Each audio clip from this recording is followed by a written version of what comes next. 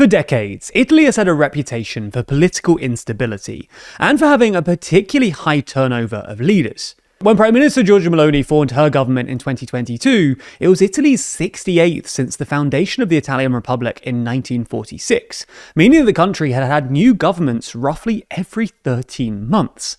Now, more than 3.5 years since her ascendancy, Meloni has demonstrated remarkable longevity and has seemingly brought stability to Italy.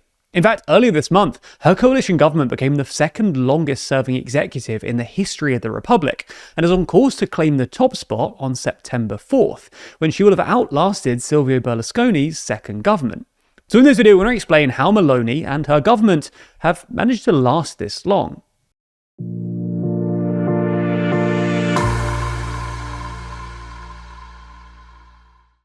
The next issue of our magazine is out very soon, with this issue focusing on all of the wars that Trump has been involved in during his second term, with each dot on the cover representing a different military intervention or strike. Inside, we run through each of the conflicts, from Venezuela and Iran to Yemen and Ecuador, as well as discussing what he's really doing. Pre-order your copy today at toolong.news. Let's start by putting Meloni's longevity into a bit of context. On May 2nd of this year, Meloni's government reached its 1,288th day in office, surpassing the 1,287 days that the fourth Berlusconi government managed between 2008 and 2011. Now, at more than 1,300 days, Meloni's government's tenure is more than triple the average length of an Italian government since 1946. In a few months, on the 4th of September 2026, Meloni will surpass 1,412 days in office, overtaking the record-length second Berlusconi government, which was in office from 2001 to 2005. Remarkably, no post-war Italian prime minister has ever led a government through a full 5-year term. Technically, Berlusconi served a full term from 2001 to 2006, but this consisted of 2 separate governments within that time. So if Meloni's government continues as is until the next election in late 2027, she will make history, something she's actually already done as Italy's first female prime minister. So what's behind this longevity? Well, we're going to split this answer into 3 main areas. First, the circumstances of Meloni's election. Second, how she's governed. And third, the political landscape. So, let's start with the formation of the Meloni government back at the 2022 election, which set her up with what political scientist Marco Improta describes as an unusually favourable environment for government stability.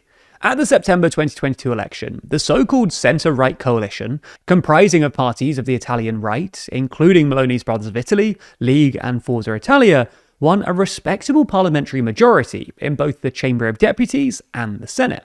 A victory that was thanks in part to divisions on the left. Meloni's Brothers of Italy, previously a relatively fringe far-right party, comfortably emerged as the strongest party within the centre-right coalition, making Meloni undoubtedly its leader. Her party's rise was helped by the fact that over the previous year or two, it was the only major party to sit in opposition to the National Unity government led by technocrat Mario Draghi. Another factor aiding stability is that her right-wing coalition was the result of a pre-electoral alliance with a shared manifesto, rather than the outcome of post-electoral negotiations, which helped make its formation one of the fastest in Italian Republican history. Furthermore, the parliamentary arithmetic meant that if any of Meloni's junior partners pulled out of the coalition, it would fall below the majority threshold. This is known as a minimal winning coalition, which is generally recognised by academic literature, according to Marco Improta, as more durable than oversized or undersized governing coalitions, as the stakes of withdrawal by any junior partner are higher. To sum up, Meloni's coalition had a decent foundation for stability. It was based on a pre-election platform, it won a majority in both chambers, but a small enough majority to discourage withdrawal, and Brothers of Italy's strength within the coalition meant that Meloni's leadership has never really been in doubt. But it's not just that though. Meloni's governing style, her policies, and events during her tenure have also helped maintain stability. Outside fears of a far-right Eurosceptic takeover have not materialised, as Meloni has instead pursued a pragmatic, cooperative relationship with Brussels, becoming a key EU player and maintaining her pro-NATO, pro-Ukraine line. Her government has largely maintained market confidence by exercising fiscal prudence, and has been buoyed by nearly 200 billion euros of EU recovery funds flowing into Italy from Brussels, making Italy the biggest beneficiary of the next generation EU package. Of course, that's not to say it's been smooth sailing. Meloni has clashed with the courts over her migration plans. There's been mass pro-Palestine protests, and her government has been accused of overseeing a backsliding in press freedoms and LGBTQ+ rights. But in terms of deep structural reform, the kind of things that can risk political and economic instability, Meloni's government hasn't really done or changed very much, generally preferring to not rock the boat. As The Economist wrote towards the end of last year, Meloni offers a kind of caretaker conservatism, long on stability, but short on reform. The three reforms that were at the centrepiece of our coalition's electoral platform, each one a pet project of the three main parties, have not yet come to pass. The judicial reform, largely a Forza Italia project, was roundly rejected by voters at a referendum in March. The differentiated regional autonomy reform, a League project, was hollowed out by the Constitutional Court in November 2024, and Meloni's flagship project to introduce the direct election of the Prime Minister seems to have stalled in Parliament, and parliamentary progress on wider electoral reform is only in its early phases. Anyway, our final set of reasons for Meloni's longevity is Italy's political landscape.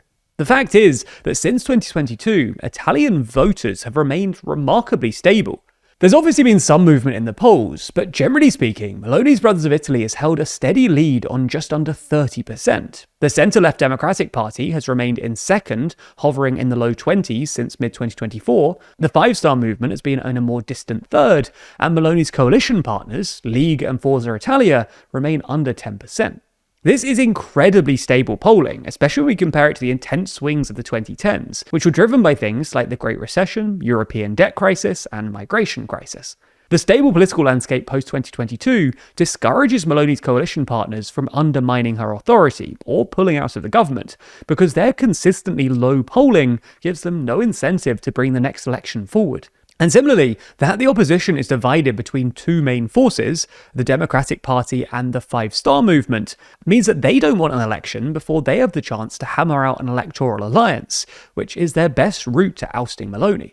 Finally, and it sounds morbid to say, but Meloni's political authority was also strengthened by the death of Silvio Berlusconi in June 2023. It meant she no longer had the charismatic, unpredictable conservative patriarch looming over her, thus reducing internal coalition dissent and helping to solidify Brothers of Italy's dominance over the late Berlusconi's Forza Italia. In conclusion, an array of converging factors have helped Meloni achieve this near-record stability, but whether it will last remains to be seen. The forthcoming end to the EU's recovery fund this summer, political machinations heating up as next year's election approaches, and wider geopolitical uncertainty could all contribute to instability further down the line. As I mentioned, the next issue of Too Long is out very soon. Plus, if you subscribe using promo code SUMMER26 at checkout, you'll get 20% off every copy as long as you stay subscribed, plus an additional £3 off your first copy. It's not just Trump's wars and conflicts either. The summer issue of Too Long contains news from each region, including pieces from elections around the world, including the UK, Bulgaria, Hungary, Slovenia, and Denmark. A piece on whether we're heading into a new world war, the Euro's missing members, an update on what's happened following the Gen Z protests of last year, as well as a rundown of Trump's continued threats towards Greenland. Speaking of Greenland, if you didn't already know, we visited Greenland to film a series called What's the Big Deal with Greenland? While we were there, we explored the vast, impenetrable country, camped out on a glacier, and drove to the US's abandoned military bases. The first episode will be out very soon, with all episodes exclusively available to TLDR Party members. You can learn more about TLDR Party by clicking the link in the description, but the cheapest way to sign up is in a bundle with Too Long. So if you're going to subscribe to the latest issue of the magazine, then consider grabbing yourself a TLDR Party membership at the same time. Find out more about both at toolong.news.